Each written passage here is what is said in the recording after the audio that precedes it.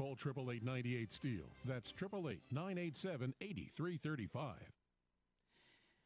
And good morning at 11:03. It's time for a special edition of Tiger Talk. Yes, indeed, we are surprising you here at WPKY The Tiger.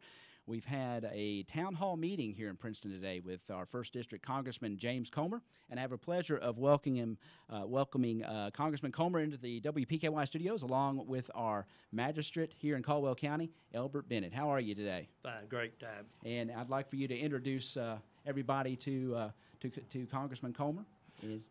I appreciate you asking us to be here today, and it's been an honor to me to get to spend most of the morning with Congressman James Comer. And at this time, without saying a lot more, I'm going to just turn the mic over to him where he can talk to the people in this area. Thank you very much, Elbert, and welcome, Congressman James Comer. We appreciate you being here in the WPKY studios with us today. Well, thank you for having me, and Elbert, thank you for the introduction and for escorting me around today to our different stops in Princeton. Well, I know you've been at a town hall meeting downtown at our courthouse, and boy, you've got a delicious lunch out at Polly Eyes awaiting. So don't have a whole lot of time here, but I'd just like to start, sir, by just asking you to introduce yourself. Tell us about your home life and your family, and then we'll go from there. Well, I appreciate that. I'm married to my wife, TJ. We've been married close to 15 years. We have 3 children, a 12-year-old girl, a 9-year-old boy, and a 6-year-old girl. We live in Monroe County, which is very similar to Caldwell County, and I've been a member of Congress for 9 months now. Before that, I was Kentucky's Commissioner of Agriculture for 4 years, and before that, I was a state representative for 11 years. I served with Mike Cherry, and I served with Lynn Beckler, so I know all the representatives that have represented Caldwell County over the years, and look forward to working with them. Yes, sir. And I believe you are a Western Kentucky University graduate. I graduated from Western Kentucky University in 1993 with a degree in agriculture. I minored in government, so that's kind of been my life. In the private sector, I was a farmer. I started a farming operation. Still own a pretty good-sized farming operation. I've been involved in other small businesses, but now I'm really focused 100% on going to Washington, trying to drain the swamp and get things better. I think people are seeing it's a very difficult job. I think the president's trying real hard, and I certainly support the president, and hopefully we can do some things to get the economy growing, get people out of poverty and into the workforce, and try to make health care more affordable. Excellent. And speaking of the perfect segue about farming, you are a farmer, and I know recently yourself and let's see, Jared Polis and Thomas Massey, and I think Bob Goodlate, I don't know if I pronounced that correctly, you recently introduced some legislation that might change the way hemp is regulated. Absolutely. When I was Commissioner of Agriculture in 2013, I worked with the Kentucky General Assembly to legalize industrial hemp in Kentucky. We were the first state to legalize industrial hemp. It's been a huge success story, primarily in central Kentucky. In Washington, I feel like this bill has a very good chance of passing the House. Senator McConnell, Senator Paul support it, as do many Democrats like Ron Wyden in Oregon. I believe that this bill has a good chance of passing, and hopefully we'll take industrial hemp to the next level. Well, that's good news for Kentucky farmers. I know there have been a few experimental crops even in our area, and I think they've done quite well, and that's just an extra extra bit of potential income for our farmers, and that's very important. Absolutely. Our farmers need more tools in the toolbox. Industrial hemp will never replace tobacco, but tobacco production, unfortunately, continues to decline. So our farmers need more options than just corn, soybeans, and wheat. So anytime we can give farmers more options, canola's been a boon in this area because there's a processing facility now in Todd County. Hemp will be a crop that's on the rise in this area once we get more processing facilities. Murray State is doing a lot of good research with industrial hemp, so that should help get some processors in this area. And I think anytime we can do something to help our farmers have more opportunity, then we're going to do a good thing for this area. No doubt about it. Let's switch our gears. I know we don't have a whole lot of time. I know you've been at the town hall meeting, but we'll get to some of the tougher topics. But I think there's an overall sense from everybody in the country that Washington is pretty dysfunctional these days. we just had the Senate that wasn't able to pass whatever they were going to try to repeal or Right. replace, the Affordable Care Act, and everybody says, well, you've got a majority up there now, you've got a Right. Republican president, why isn't it working? What would you say to folks about that? Well, they're absolutely right. I've been there 9 months, and I can attest that Washington is broken. I think the president's doing a good job. He's new. He didn't have any political experience, no Washington experience, so he's going to make some mistakes. But the people of America overwhelmingly, especially in this area, voted for him because he didn't have political Right. experience. They didn't want a politician. They wanted somebody to go up and shake things up. And I think the president certainly is shaking things up. I've supported his agenda. I will continue to support his agenda. Unfortunately, there are members, especially in the United States Senate, in my party, in the Republican Party, that are against everything the president stands for, and that's unfortunate because as a Republican, we've fought hard to try to get the opportunity to lead. Now we have the presidency, the House, and the Senate, and unfortunately we have just a few senators in both the House and the Senate that, for whatever reason, can't govern, and that's been very disheartening to me. I think the president sees that. The president's now reaching out to some of the more conservative Democrats to try to work with the majority of the Republicans to compromise and get bipartisan solutions, and that's probably a good thing. But I think it's unfortunate that there have been so many Republicans that won't give the president a chance in Right. Washington. He's had great success in the private sector. He has ideas. The difference in Trump and Obama with respect to poverty, Obama wanted to expand government, have more safety nets, get more people on government assistance. Trump wants to get people off government assistance, shrink government, and create new opportunities in the private sector. And you're seeing today the stock market's at a record high today. New jobs are being created every day all across America. So the president's succeeding in rebuilding our economy. He's still up against a lot of resistance in Washington, but hopefully he'll find a working majority to be able to pass his agenda. That's an excellent point. How distracting is it when you have our mainstream media and especially the Washington media, the Trump and Russia connection? How distracting do you think? I mean, it seems to me it would be awfully distracting to a president, to an entire city, when you have I'm sure the buzz in Washington, it's every day there's something new out. Somebody talked to somebody else. It's got to be extremely disheartening and distracting. It is disheartening. It is distracting. And the unfortunate thing in Washington, when I'm there Monday through Friday, that's all you hear on the news, and Democrats, some Republicans talking about Russia. When I come home to Kentucky on the weekends, nobody talks about Russia. Mm-hmm. They don't care about Russia. Yeah. They want the economy to get better. They want the drug problem to get solved. They want health care to be sustainable.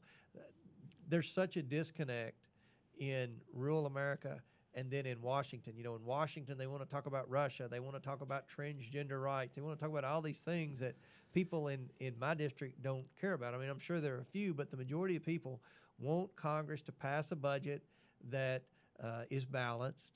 They want Congress to fix health care. They want Congress to try to reduce taxes and improve the economy. There's not a overlying sense of concern about Russia. So it is a distraction. The president's having to hire lawyers. His cabinet's having to hire lawyers for something that, at the end of the day, most Americans don't really care about. Right. I know you got to go, so we'll just kind of wrap up here and see if you can give us where is this healthcare thing going? Lots of concern there, I'm sure, from your constituents. I'm Right. sure you heard it downtown today. My Absolutely. reporter was down there, and I know that's the main topic, the main heading. I mean, maybe if you got a crystal ball, where do you see this headed, and how do you see it going? I know Lamar Alexander and maybe somebody else, we talked about that off air, maybe introduced or was going to do some discussion in the Senate about maybe some steps. Right. So we can't just walk away from health care. In Kentucky, in my congressional district, there are 35 counties. 31 counties only have one carrier in the individual insurance market. In Kentucky, a third of the state's now on Medicaid, which means they get free health care. That's a good deal for them, but it's a bad deal for the other 2/3 of us that are paying for their free health care. So something has to be done to give states the authority to manage their Medicaid programs and to control the Medicaid population. We have to stabilize the individual insurance market. We have to stop insurance premiums from skyrocketing every year. People can't afford it. Small businesses can't afford it. So walking away is not an option. Yes. We passed a bill in the House of Representatives. The Senate have failed to pass a bill. They're going to have to get to 50 votes somehow. And unfortunately, the Republicans couldn't do it by themselves. Now, as you mentioned, Lamar Alexander is putting together a group of 25 Republicans and trying to get 25 Democrats to see if they can come to 50. But somehow we have to get to 50 and get this bill into a conference where the good thing about a conference is they don't invite the showboat members of Congress to go to a conference, the ones that are always pointing out the problems and then running on Fox or MSNBC and throwing everybody under the bus. It'll be the adults in the room that come together and try to get a consensus to make this healthcare system more affordable and more sustainable. Well, I tell you, you've got a lot of work to do, and, Yes, and we're all counting on you. We're counting on everybody in Washington to do your job. And you know, I think that's what the American people want. I think, like you said, that's maybe why they elected President Trump. He was an outsider. You know, I'm not going to go so far as to think that it has backfired yet. I hope that it has not, but it just seems like it's frustrating, I think, for all of us who sit out here in America to try to watch you guys do your job and work, and nothing gets done. Yep. And I know you're trying. I think you're very sincere in your efforts, and I think many are.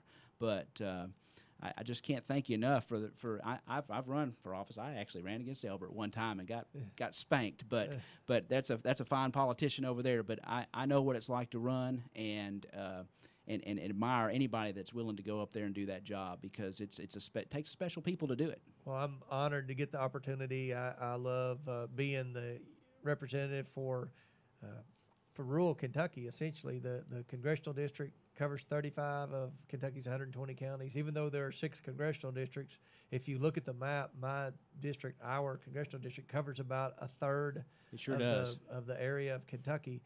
The good thing about it, most of the counties are like Caldwell County and my home county of Monroe County. Everybody knows everybody. It's rural. We have conservative values. And, you know, we just want a better future for our children and grandchildren. We don't care about being politically correct. We want the president to have an opportunity to pass his agenda. That's why I'm in Washington. I believe that we can, you know, hopefully find a majority in the Senate, even if it's comprises Republicans and Democrats, to try to get the ball rolling, because we've passed immigration reform bills in the House. We've repealed Dodd-Frank in the House. We've passed a budget in the House. We've passed a health care bill in the House. All those bills are currently in the Senate awaiting a vote. Yes. So it's very frustrating to be, you know, the Congress is the House of Representatives and the United States Senate. The House of Representatives, we're somehow getting to 219 votes, which is what it takes to pass a bill. The Senate is having trouble getting to 50. Right. Quickly, last thing, national security. You sit on a subcommittee. Let's talk about just North Korea and some of the issues out there. Do you think the president's policies and do you like the way that looks and everything that we're doing as far as foreign policy is concerned? I know new sanctions on Russia, Iran recently. Do you think that's going in the right direction? I do. I voted to put more sanctions on North Korea, Iran, and Russia. I support the president's foreign policy. He sent a clear message the day he took office, especially in Syria, that a new leader was in control of the United States. From now on, with Trump in the White House, if we draw a line in the sand and a country crosses that line, there will be consequences. When I first got to Congress 9 months ago, North Korea wasn't that big of a deal. The intelligence led us to believe that they could reach Hawaii, but they were so inaccurate they couldn't hit that little dot on the map. Then a few months ago they said, well, yeah, they can reach Hawaii. Now they can even reach Alaska. Well, then a few weeks ago they've updated it to where, my goodness, North Korea has a missile that can reach not only the West Coast, but it could go as far as Denver or even Chicago. So North Korea is rapidly becoming a problem. The president's aware of that. We have naval carriers in that ocean around North Korea. We have our satellites zoomed in on Korea. Our intelligence is focused on Korea. So we're watching every move they make right now. It's a serious situation. It is, and you're okay with the president acting if he needs to without congressional authorization? Well, for the most part? I don't think we can go to war Yes. without congressional authorization. But if North Korea shoots a missile at the United States, I certainly Or cross a line. hope that he would, first of all, hope we have the technology to knock that missile out in the air. And secondly, when that happens, if North Korea shoots a missile at the United States, there will have to be consequences paid by North Korea. And I support the president in that. But, we don't need to get to a situation where we put troops and boots on the ground without congressional approval. And I certainly support the efforts to destroy ISIS, but I do think we need to review what's going on in Afghanistan, because we're spending a lot of money in Afghanistan, and we need to make sure we're on the same page in Afghanistan. So And have a plan. I support congressional approval to actually have a war with troops on the ground. Yes, sir. Well, thank you so much for your time. I know you're very busy. You've got a tight schedule, and I can't thank you enough for coming by, and thank you for being in Princeton to talk to your constituents. It's important, and I think it is. And I love people in Caldwell County. Anybody ever needs anything, we have a Facebook site. It's Congressman James Comer. You can Google James Comer, and you'll get our congressional website. I'm on Twitter at KY Comer. That's COMER. Feel free to follow me on Twitter. I love coming to Princeton and meeting with people, and more than anything, I love where I'm fixing to go to Polly Eyes to get some good pizza. Yes, sir. Yes, sir. I've got a few recommendations, but sounds like you got the menu down pat. Thank you again, Congressman James Comer, for being here. Elbert Bennett, our magistrate here in Caldwell County, thank you for arranging this meeting and to come by, and thank you all for being here as well. And we're going to wrap up this edition at Tiger Talk here today on WPKY The Tiger. Hope everybody has a wonderful day, and thank you so much, Congressman. Thank you. All right, you've been listening